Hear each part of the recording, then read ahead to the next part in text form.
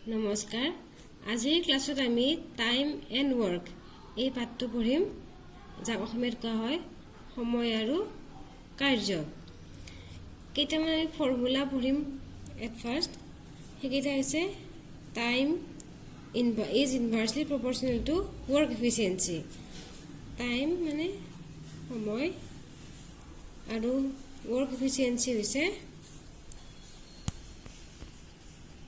কাৰ্যদক্ষতা মানে কি হয় ইয়াতে যদি আমাৰ ৱৰ্ক এফিচিয়েঞ্চি আমাৰ যদি কি হয় কম হয় তেতিয়া আমাৰ টাইম কি লাগিব বেছি লাগিব আৰু যদি ৱৰ্ক এফিচিয়েঞ্চি আমাৰ বেছি হয় তেতিয়াহ'লে আমাৰ টাইম কম লাগিব হয়নে নেক্সট আহো time is inversely proportional to number of workers মানে এটা হল কৰ্মীৰ সংখ্যা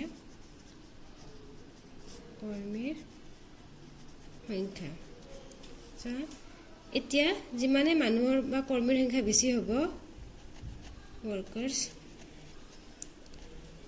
যিমানে বেছি হ'ব আমাৰ সিমানে আমাক টাইম কম লাগিব বা কৰ্মীৰ সংখ্যা কম হ'লে আমাক টাইম বেছি লাগিব গতিকে ইয়াৰ পৰা আমি কি পাওঁ যদি number of workers is proportional to work efficiency মানুহ যিমানে বেছি বাঢ়িব সিমানে আমাৰ work efficiency বেছি বাঢ়িব হল তে বুজি পালা গিটা এতিয়া আমি অংক কৰিম ফাৰ্স্ট অংকটো হৈছে x y and z can do a piece of work in 12 days 15 days and 20 days respectively in how many days the total work will be completed মানে x y আৰু z এটা কাম 12 দিন 15 দিন আৰু 20 দিনত কৰিব পাৰে তিনিও কৰিলে সেই কামটো কিমান দিনত সম্পূৰ্ণ হ'ব আমি কি কৰিম ফাৰ্স্ট কি দিয়া আছে x এ কামটো কিমান দিনত কৰিব পাৰে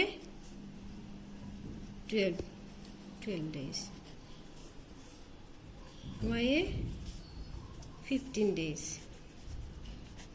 and z এ কিমান দিনত 20 days at first আমি ইয়াৰে কি কৰিলাম LCM উলিয়াই লম যাক অসমীয়াত লসাগু বুলি কোৱা হয় LCM কিমান উলিয়াব লাগে 12 15 and কিমান 20 কিমান হ'ব তো হ'ব আমাৰ 60 এই 60 ইউনিট বুলি লিখিলো এই 60 ইউনিটটো আমাৰ হ'ব টোটাল ৱৰ্ক ঠিক আছে এখানে বুজি পাইছা নহয় এতিয়া আমাক কি দিয়া আছে x এ 12 দিনত কৰে কামটো গতিকে x এ 1 ডেজত কিমান কাম কৰিব 1 ডেজত কিমান কাম কৰিব 60 বাই কিমান 12 মানে কিমান কাম কৰিব 5 ইউনিট y এ 1 days কিমান কাম কৰিব days ডে 1 day কিমান কাম কৰিব 60 বাই 15 4 ইউনিট and z কিমান কৰিব এদিনত কিমান কাম কৰিব 60 বাই 20 equal to 3 ইউনিট আমাৰ টোটাল কিমান ইউনিট হ'ল টোটাল 12 ইউনিট মানে এই যোগ কৰিলো টোটাল ইউনিট কিমান হ'ল 12 ইউনিট হ'ল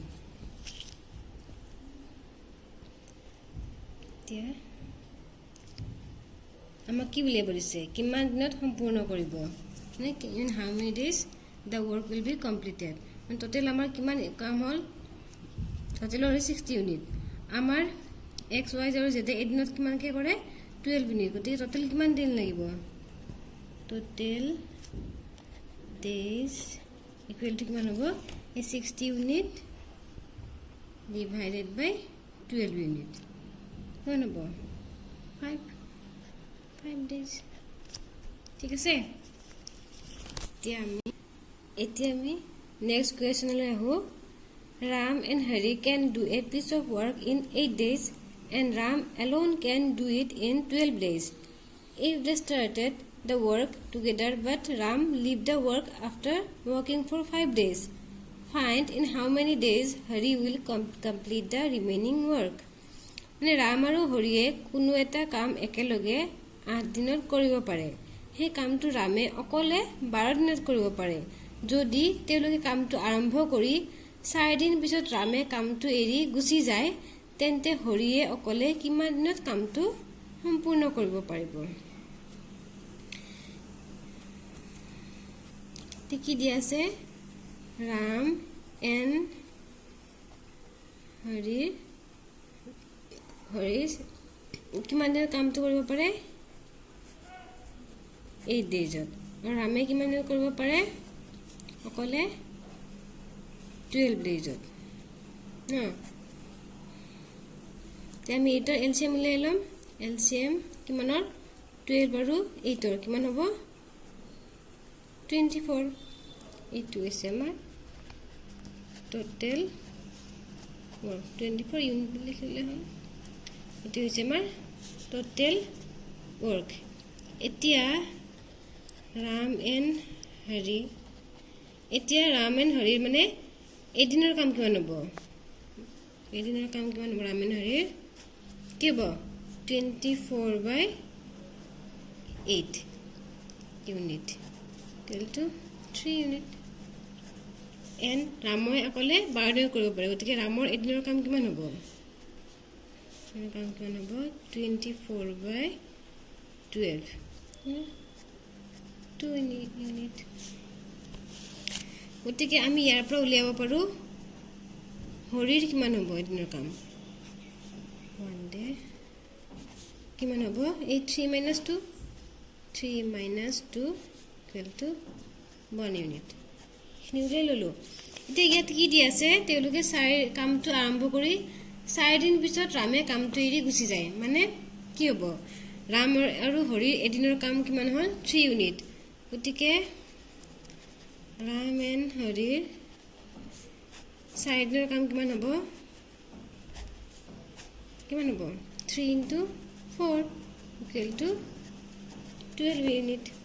গতিকে টোটেল ৱৰ্ক হ'ল আমাৰ 24 ইউনিট। আৰু তেওঁলোকে 4 দিনত কিমান কাম কৰে? 12 ইউনিট। গতিকে আমাৰ ৰিমেইনিং ৱৰ্ক কিমান থাকিল? ৰিমেইনিং ৱৰ্ক কিমান থাকিল? 24 - 12 ইউনিট। কিমান হ'ব? 12 ইউনিট। যিমান কাম কৰিছিল সিমান কামে আমাৰ বাকী থাকিল। এতিয়া এই কামখিনি আমাক হৰিয়ে অকলে কৰিব লাগে। এতিয়া হৰিয়ে অকলে কিমান দিনত কৰিব? এতিয়া হৰিয়ে এদিনত কৰে 1 ইউনিট কাম। উল্টাকৈ লিখি লওঁ, হৰিয়ে 1 ইউনিট কাম কিমান দিনত কৰে? 1 এদিনত কৰে। গতিকে হৰিয়ে 12 ইউনিট কাম কিমান দিনত কৰিব? 12 daysত। এইটো এনচাৰ হৈ গ'ল। এইটো এতিয়া আমি নেক্সট 3 নম্বৰটোলৈ আহিলোঁ। ইয়াত কি লিখা আছে? A and B can do a piece of work in 5 days and A alone can do it in 8 days. In how many days B alone can do the same piece of work? মানে A আৰু B কোনো এটা কাম 5 দিনত কৰিব পাৰে। সেই কামটো A অকলে কিমান দিনত কৰিব পাৰে? 8 দিনত। সেই কামটো B অকলে কেইদিনত কৰিব পাৰিব? এইটো একেবাৰে সহজ কৰিছোঁ। আগৰ নিচিনাকৈ A + B লিখিলোঁ। A+ মানে A আৰু B কিমান দিনত কামটো কৰিব পাৰে? 5 days 5 দিনত। আৰু সেইটো কাম A অকলে কিমান দিনত কৰিব পাৰে? 8 days। গতিকে একে আগৰ নিচিনাকৈ আমি এলচিএম উলিয়াই ল'ম। কিমান হ'ব এলচিএম? 40 ইউনিট। এইটো হৈছে আমাৰ টোটেল ৱৰ্ক। ঠিক আছে। এতিয়া একে আগৰ নিচিনাকৈ A + B মানে A আৰু B এদিনৰ কাম কিমান হ'ব? দিনত কিমান কাম কৰিব পাৰিব? 40/5 ইকুৱেল 8 ইউনিট। এণ্ড A অকলে কিমান এদিনত কিমান কৰিব? 40/8 ইকুৱেল 5 ইউনিট। গতিকে B এদিনৰ কাম কিমান হ'ব? 8 minus 5 equal to 3 unit. It is total काम किमान होय 40 unit. आरु BA एदिन काम करिब पारे 3 unit. कोते याके BA 3 unit काम किमान दिन करे 1 day. कोते के BA 40 unit काम किमान दिन करिब पारिब 40 by 3 days. Ito media hilam ki hobo amar 13 by 3 days. To hogol etia buji pala nohoy. Etia ami 4 number to korim. Et ki likha ase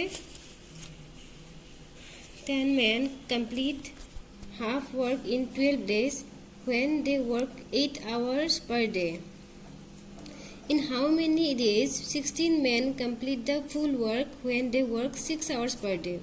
মানে 10 জনে প্ৰতিদিনে 8 ঘণ্টাকৈ 12 দিন কাম কৰিলে এটা কামৰ আধা কৰিব পাৰে 16 জন মানুহে দৈনিক 6 ঘণ্টাকৈ কাম কৰিলে সেই কামটো সম্পূৰ্ণ কৰিবলৈ কিমান দিন লাগিব ইয়াৰ কাৰণে একদম হলটা ফৰ্মুলা আছে এই ফৰ্মুলাটো লিখি লৈছো to hall m1 d1 h1 divided by w1 equal to m2 d2 h2 divided by w2 মানে m এৰে men কিমান জন মানুহ আছে হেতু d ৰে days হ'ব h ৰে hours w ৰে work কে আমি ইয়াতে মোক দিয়া আছে m1 কিমান দি আছে 10 d1 কিমান দি আছে days 12 days h1 8 আৰু কিমান কাম কৰিছে half work মানে half লিখিলো ইয়াতে তো ইয়াতে কিমান দি আছে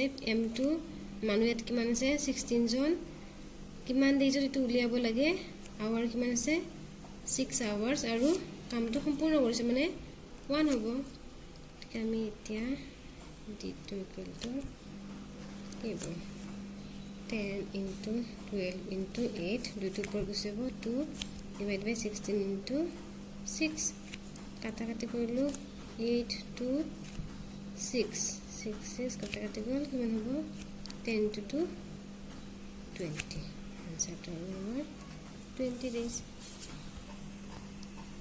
এতিয়া আমি 5 number question লৈ আহো দিয়া আছে A is twice as efficient as B in a work together they finish a piece of work in 18 days in how many days A will finish the work ने কোনো এটা কামত এ বিতকৈ দুগুণ কাৰ্যক্ষম তেওঁলোক দুয়ো মিলি কাম এটা 18 দিনত কৰিব পাৰে এ অকলে কিমান দিনত কৰিব পাৰিব এটো একেবাৰে সহজ কি দিয়া আছে এ মানে বিতকৈ দুগুণ এফিশিয়েন্ট তো আমি কি লিখিলো এ বিতকৈ দুগুণ এফিশিয়েন্ট মানে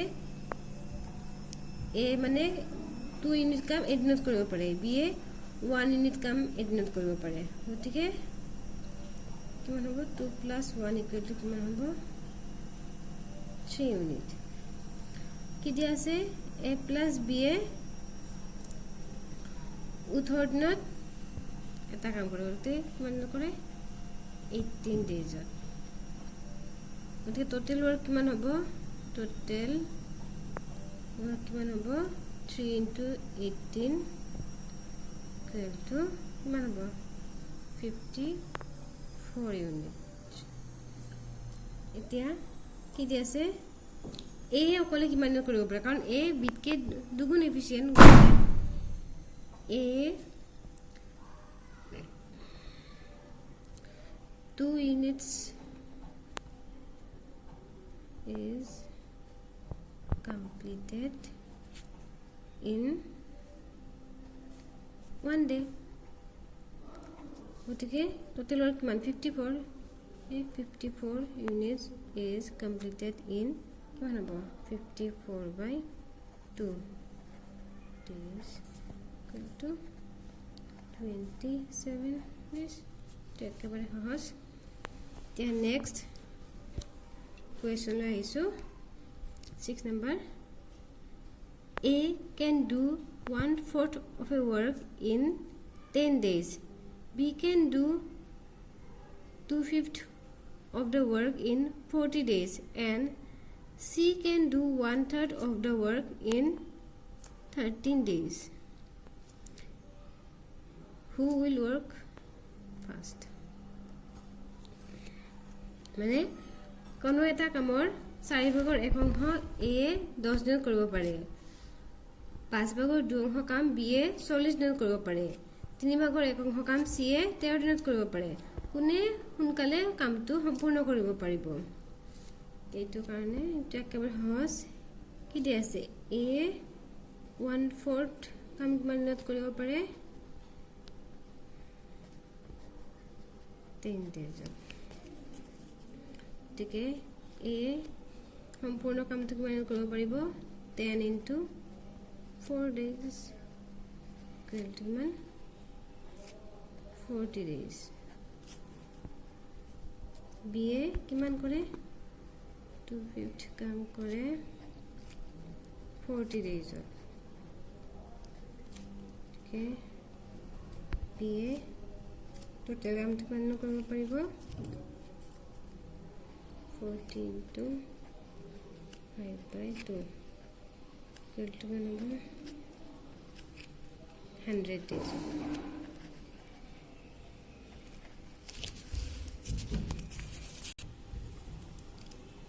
C কিমান কাম কৰিব পাৰে, 1/3 কাম কিমান দিনত কৰিব পাৰে, 13 days। okay, C কাম কিমান কৰিব পাৰিব, 13 × 3 days হ'ব 39 days। A কৰিব পাৰে 40 দিনত, B 100 দিনত আৰু C 39 days।